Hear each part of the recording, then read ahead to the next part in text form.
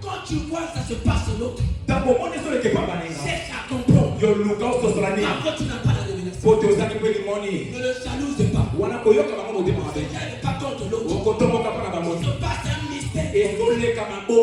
Dieu a dit, je refuse.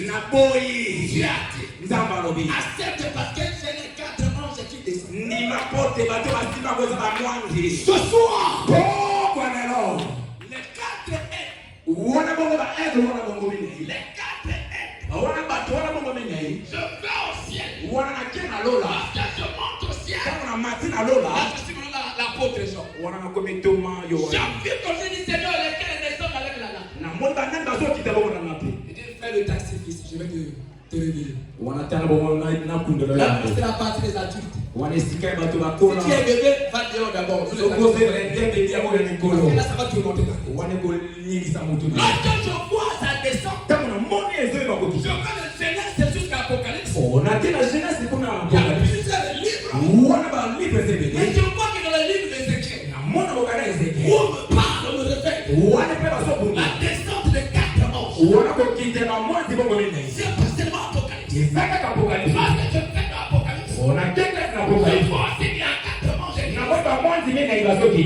Apocalypse au chapitre 4, verset 7. Il dit le premier. Le premier être. Avec la face d'un lion. Très bien, fils. Oh, Jésus. Le premier être est semblable à un lion. Le second être vivant est semblable à un veau. Le troisième être vivant à la face d'un homme. Le quatrième être vivant est semblable à un aigle qui. Est-ce que quelqu'un te le comprend? Amen. La même chose qui descend avec Pierre. Et l'autre qui t'a répété, Par les 4 anges. et son texte à maman qui mène. Lorsque je vais dans l'Apocalypse, je remarque ces choses. Et si ça reste mon ciel, la tête ne va pas comprendre. Il faut que ça descende sur la terre. Lorsque je vais sur Marc, Marc me présente Jésus comme un lion. La fois qu'il dit dans le désert, il y a un fou d'un lion. Où la ville est tombée de coups. Jésus, c'est un lion. Ça, c'est quel être pour le premier être vivant. Et le deuxième être vivant, il le présente. On me dit que le second est semblable à un veau. Lui qui est tombé de dire que Jésus c'est un faux. Il était un faux. Pourquoi il était un faux?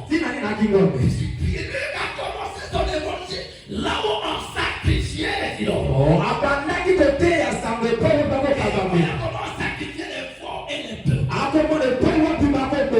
On livrait les taureaux. C'est comme ça qu'on lui a commencé son évangile. Il présentait Jésus comme un taureau. L'agneau qui devait être sacrifié. Troisième être. On me dit le troisième être de la face des noms. Parce que tu vas au Matthieu. Est-ce que quelqu'un te le comprend? Il va présenter Jésus comme un homme. Il parle de la généalogie de Jésus. Wana masoma na bokita ni ya Yesu. Jésus a commencé. Et pas Yesu auta. Partie humaine. Wana ebisika na bomoto. Présente Jésus. Et pas basoma na Yesu. Comme un homme. Le kola moto. Lorsque je vais la quatrième Dans la kebo mona moto mena.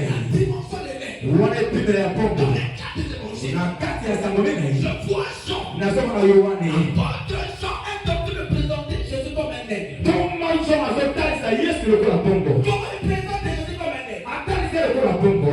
Jean dit encore mon serment.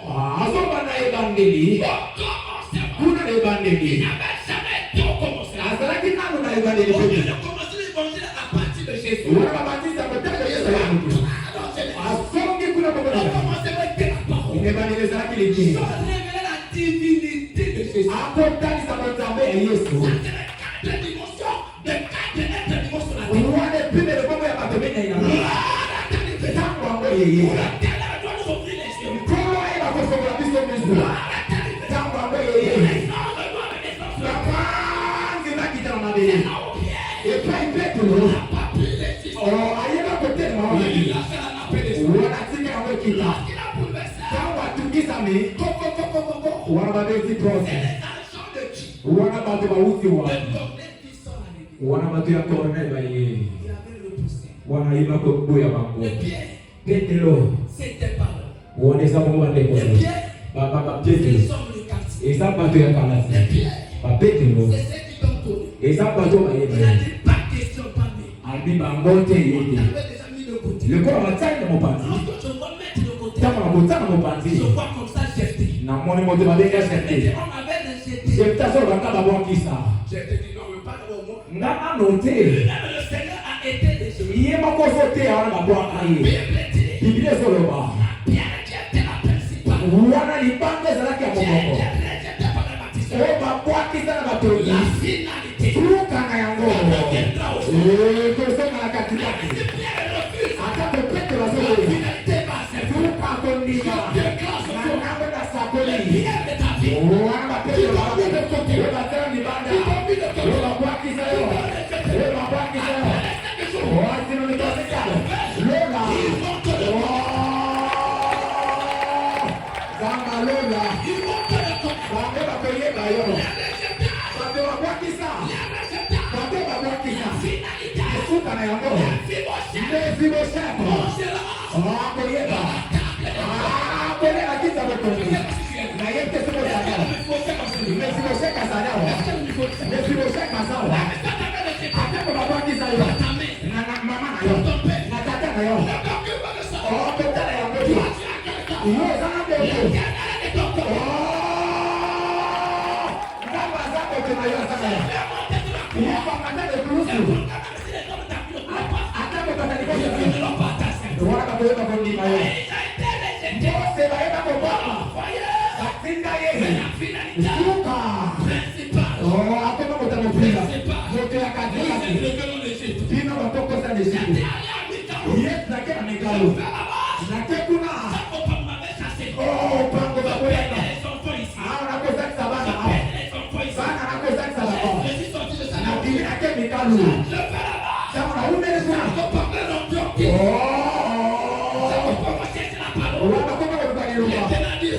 Sona lobizo. Penda kuna. Webaki. Kani manana wa. Yope. Ebai mabwakisa yo. Yo bakosokisa yo. Bakosokisa yo. Bakosokisa yo. Wana maloma na sambe. Wana nani Petro basali. Pana boya. Haleluya. Wana Lola eyebi kofunga ma. Oboya makambo na Lola. Yona. Wana bongo mabele na determine ibasimi yango. Oh. Et c'est qu'elle me dit c'était déjà le cas. Ezekiel abikuna bato baki na mpasi mingi. Wana Israeli baiba kokufa. Esengaki epimelo minei ezala. Pour que Israël revive. Wana mpona bango baiba kosonga na bomoi. Mwana na moto. C'est son projet de revivre. Mekuwa boye kosonga na bomoi. Il est appelle l'esprit de 4 mots. Benga molimo ya mitetemene. Oui, sopa bisika. Kama kuti de la ngalendeni. Wana motamba menei. Ya les hôtels ça mabeli. C'est nani les airs mabeli. Kuna ni la ngalendeni. Les acteurs de l'année n'éco sopa mai. Motazo ça sera pas. Donc le chiffre 4. Wana motamba menei. Pour sauver. Ils sont ya pas de piquer ça. Oh, la salle le bita la béni. Je crois que la salle qui me convient. Wana la carte est plus la bonne. Lorsque je parle de 4 dimensions, on a le plus comme je disais que le langage de la parole est 4 langages. Wana mo ma l'idée de la Bible. Ce qu'on a le bien envoyé pitié. Je parle par la prophétie. On le bien dire ça pour lui. Je parle par la révélation. On le bien maman ni. Et on sait par la doctrine. Mais on le plus bon maman boko. Le pasteur ou le pour tous les mots doit avoir les 4 dimensions. Wana mo ça ensemble c'est là il le plus le bien. Parce que on a la doctrine. Yo ko ça ka maman côté.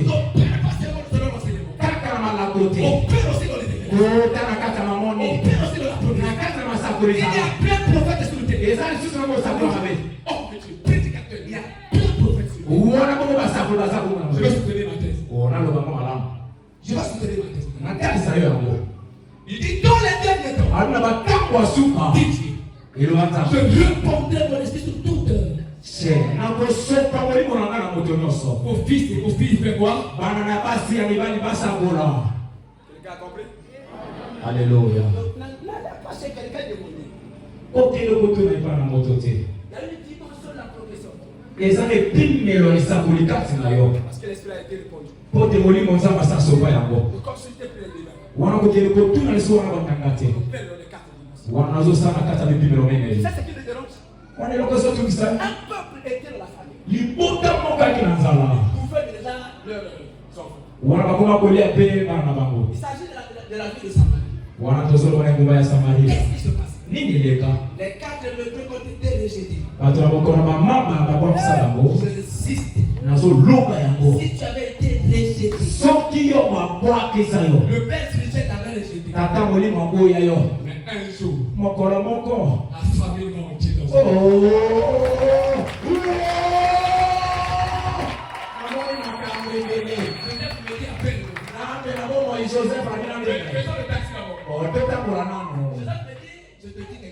Je sais pas, il se la famille qui était rejetée dans l'air. Oui, mais c'est une zala. On a qui les chiffres qui étaient pas dans pour te connaître, il y a un qui s'en va. Je proclame et je décrète. Si tu avais été rejeté, j'insiste et je réinsiste. Tu vas être remis à ta place.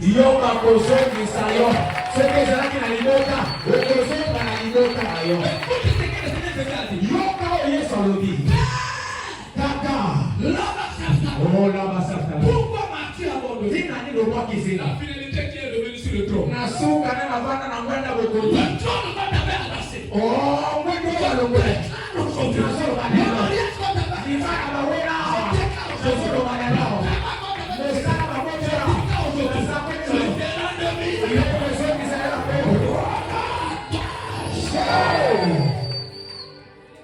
Jésus. Oh, quelle dimension. Et comme la parole ce soir. L'école à l'île, il y a beaucoup de l'eau.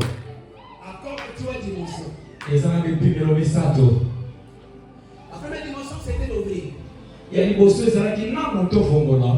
Je vais finir maintenant avec le premier verset. Voilà, comme les bosses qui sont à côté de ta vie, les bosses. La finalité, Pierre accepta. Voilà, na souka Pedro, elle va condamner. Démon. C'est qui avait besoin. Oh, bah, na bosse. Mon collègue. C'était le Saint-Esprit. Et ça qui volé mon santo. Aujourd'hui, Dieu est devenu le Dieu des nations. Les langues comment il y a des colos.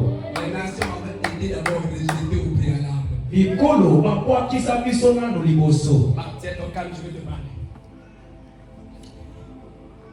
Les nations étaient comme les pygmées.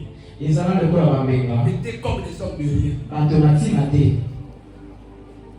Toujours la question. Toute la révélation n'est pas venue pour les saints. On avait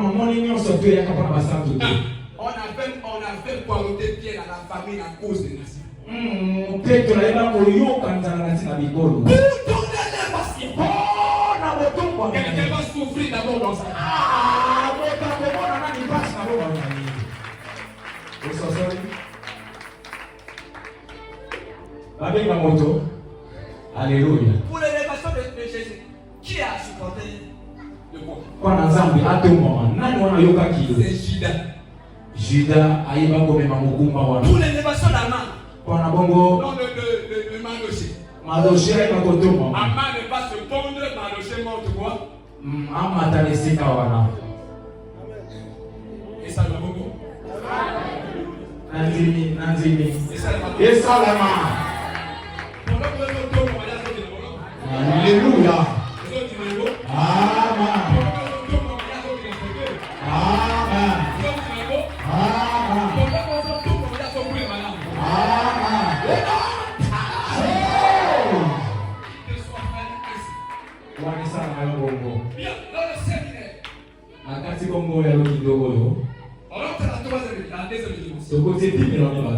La deuxième dimension, il s'agit du séminaire.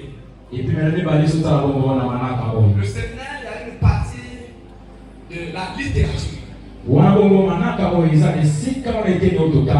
partie de l'enseignement. Il y a d'autres personnes qui n'ont pas été ici le premier jour. Ils sont seulement venus aujourd'hui. Le premier orateur. Je fais ma synthèse. Et après, je vais finir par le soutien. Dans ma synthèse. Comme le Dieu qui nous avons mené dans la première dimension. Fils de cette maison. Il nous a parlé de quoi? Il nous dit qu'il y a une marmite qu'on appelle le kainos. Lorsqu'on parle de kainos, on nous dit que c'est quelque chose de nouvel ou nouveau. Ça veut dire que dans ce séminaire, il voulait dire ceci. Dans ce séminaire, ceux qui t'ont connu pauvre, mais ils deviendront riches. Qu'est-ce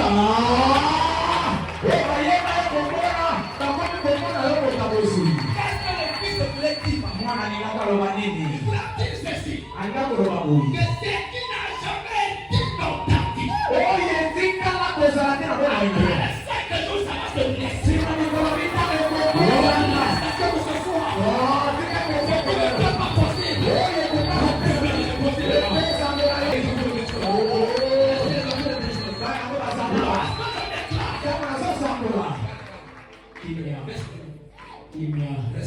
Kimia tu ya mama Sapoloyo. Kimia.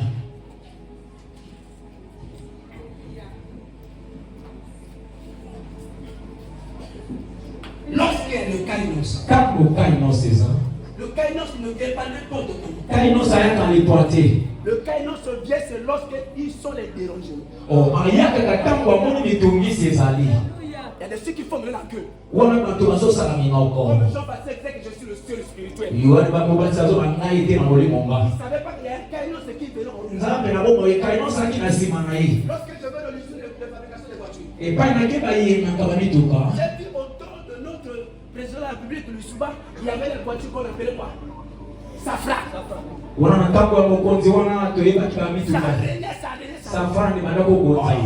pas que le Lamborghini était en route. Lamborghini et la Safran, enfin, tu vas choisir quoi? Lamborghini. Le Safran, ça c'était ton hier. Après les 5 jours.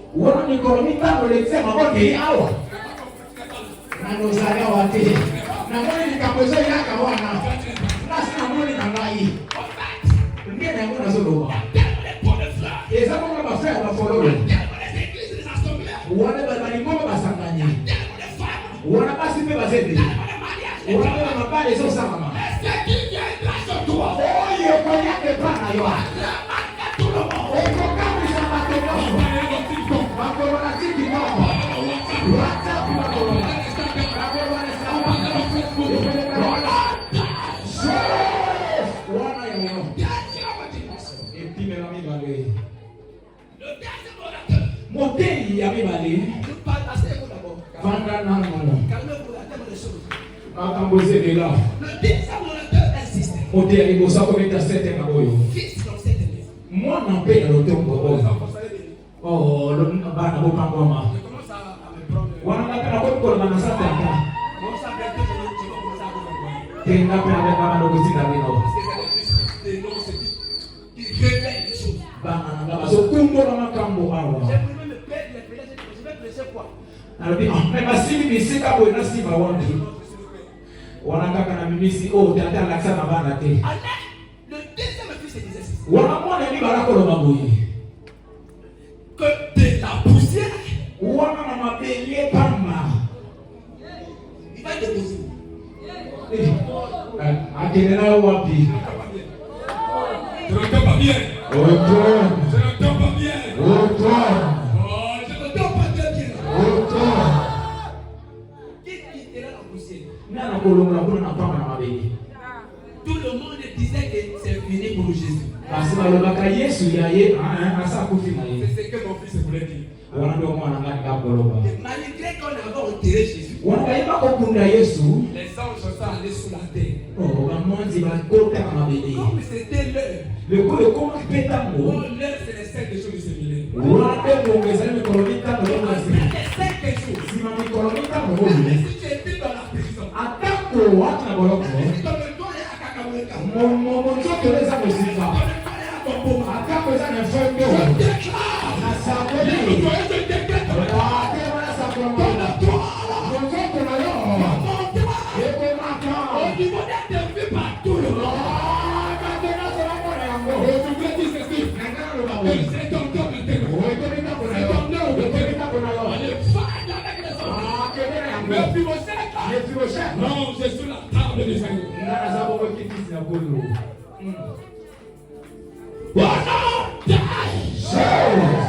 Troisième volonté.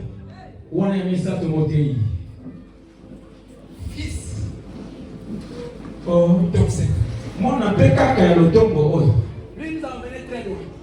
Ye amemaki biso mosika. Le secret des secrets. Oh, sekele oyo eza mpe na kati na nkuku. C'est-à-dire, dans le secret, il y a encore un secret. Na kati na sekele kuku mpe efambisami. Oh, le secret de un homme. Wana sekele ya moto. Le secret de Samson était dans ses cheveux. Nzambe nanga sekele ya Samson efambisami na suki. Les Philistins coupaient les cheveux de. Bafilisai bayeba kokata suki ya Oh, Samson. nous sommes blancs, les tables de Samson. Wana to lisusu bongo na epimelo ya Il Samson. dit ceci. Anga koloba boye. On est dans le secret des. Secret. Est-ce que quelqu'un comprend? On Amen. n'est plus dans la dimension de Samson, on est dans la dimension de Jésus qui est là. Zaraka, Zaraka. Celui qui vit dans le secret des secrets. Oya umeli kati na sekele mpe na C'est sekele. celui qu'on révèle les choses. Ndiye wana wana Le soir. mbokwa oyo. Après les 5 jours, Wana bongo mikolo mitano ton oyo. identité qui était encore floue. Lolenge na yo batikala na koyeba ngo malamu te. Je ne savais pas, je ne savais pas. Nazoloba na mwana meya nazoloba. Kolo eza ya bato ya libanda Je pe. ne savais pas. Eza ya bato nyonso bayao. Pendant qu'ils sont en train de m'église, Wana bazomona yo papa. oh, j'étais dans le secret des.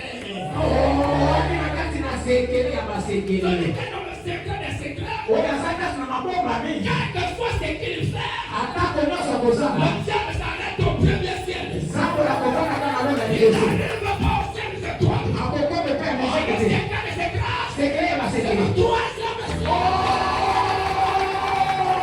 Est-ce que quelqu'un me comprend? Na ye mpenzi kohana. Ta bénédiction. Limpande Ne liyo. dépend pas du premier ciel. Eza ya lona liboso Ta te. bénédiction. Limpande Ne liyo. dépend pas du deuxième ciel. Yalo pe Oh, liyo. ta bénédiction. Na papa nzambe. La bénédiction ne vient que d'elle. Kamera. Limpande liyo.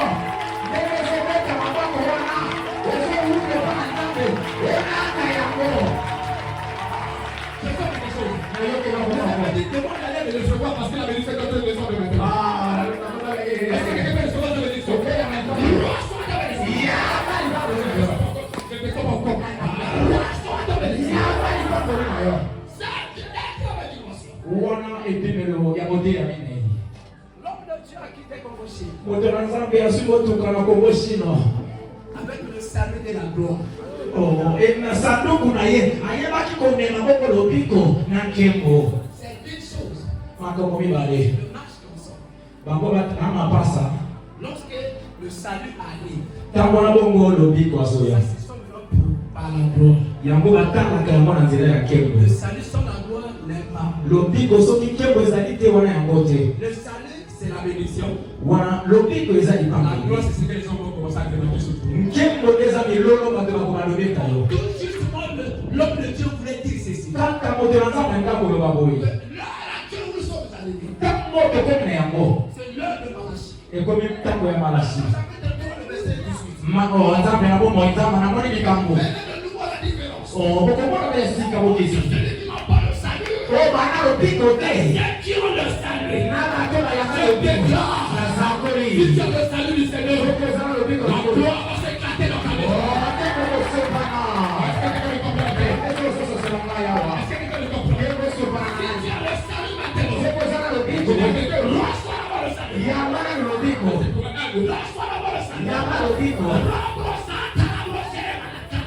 Reçois le salut. Le salut doit monter dans ta maison. Amène-le-moi dans ta maison. Ne te laissez pas à l'état. Il y a ma position sur ton salut. C'est que tu as le ciment d'abroser. La vie ne peut pas s'exploser. Il faut mettre d'abord ton salut. Que Jésus ne pénètre pas dans ta maison. La maison, c'est toi. C'est ton cœur. Celui ou celle qui ouvrira son cœur. Et mon Père, nous enterrons nos soupirs. Élève le même. Celui qui n'a jamais reçu le salut, le salut arrive. C'est un monstre à quoi pour toi. Pour ton succès. Pour la vie éternelle pour toi. C'est l'obligation de recevoir Jésus comme Seigneur. À partir de ce soir, il n'y a pas un nom de Dieu au ciel. Il n'y a pas tout à Dieu. Ne reste pas la confusion. Fais la route. Il a dit, je suis le chemin, la vérité et la vie. Le Dieu de mon corps n'existe pas. Simon de Mabo, rien. Branham, rien. Émile Bernard, rien. Mahomet, rien. Pourtant, Kyoko, Kyoko, le sang, le nom. Ça va commencer dans la salle. Ça va commencer dans la salle.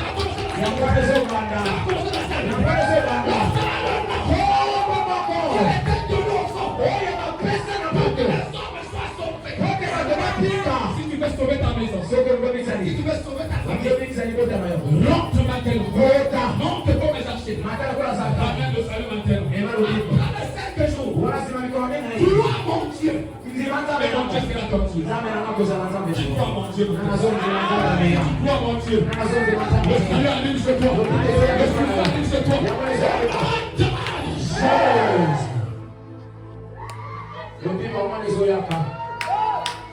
Reçois le salut. Reçois le salut.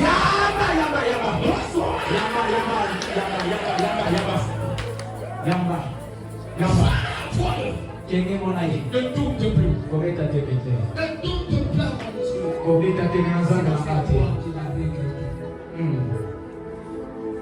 Si tu veux voir le succès de ton ami, comme celui de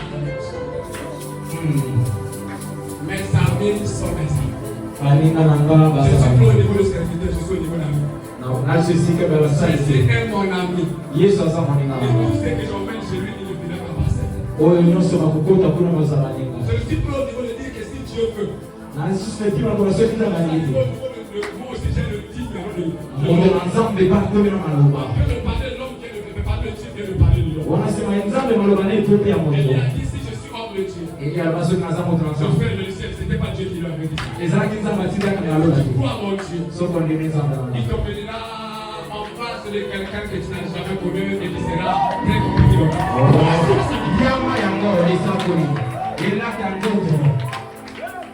Reçois le salut.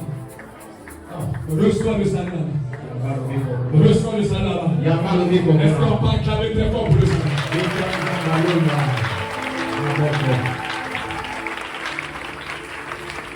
Encore. Le 5e orateur. Wana Otei. Avant de céder, nous allons recevoir le soutien. Élément ya mama likambo. C'est un soutien qui est connu par tout le monde. Oyo bato nyonso. Oh, nabeta maboko, nabeta maboko. Nabeta maboko. Mwake koko.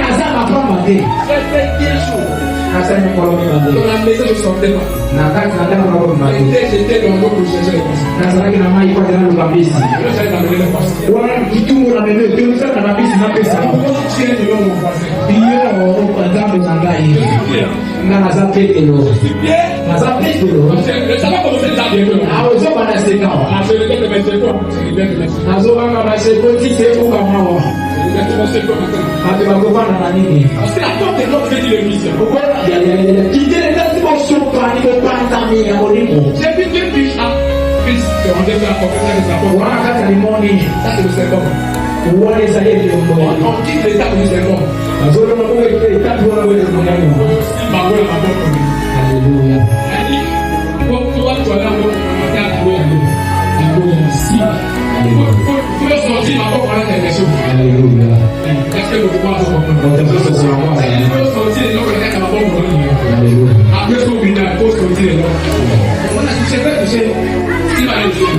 Bien, ça y est, quand les hommes, dévoration les enfants, on doit sortir le mot, voilà. C'est comme ça qu'il doit sortir. Avant pas de la joue, elle va aussi. Simba, maman, la tête. Voilà, donc au pays maillot, mais tu dois sentir quelque chose. Je compte jusqu'à 5. Voilà, c'est comme la méthode. Ah non, c'est pas le truc de ma mère. Mettez-le. Mettez-le devant maintenant. Ok, il va aller pour la côté. Là, il y a quelque chose qui va se passer. Moi, je Je parle même pas. Ça va commencer maintenant. Ça va commencer maintenant. La chose que tu as tant attendu. La porte de convertir la chose de tant attendu est arrivée. Qui dit la zéro que va zéla? La chose de tant attendu. Et l'autre nous met la poser là. Ça va t'arriver ce soir. Peut-être ça me l'a propre. Ah, il est banga. Banga peut l'envoyer. La chose de tant attendu. Et l'autre matin, on va poser là. Et la chose de tant attendu. Et l'autre matin, on va gagner. La chose que tu as tant attendu. Pourquoi ma parole est là? Je commence déjà à toi déjà. Yaman n'a pas dit. Non. Sois Et le peuple commence le travail. La La chose de tant attendu. Yamwana. Ça commence. Yaman. Anna. La chose de tant attendu. Et l'autre, c'est là. Le poussière commence maintenant. La chose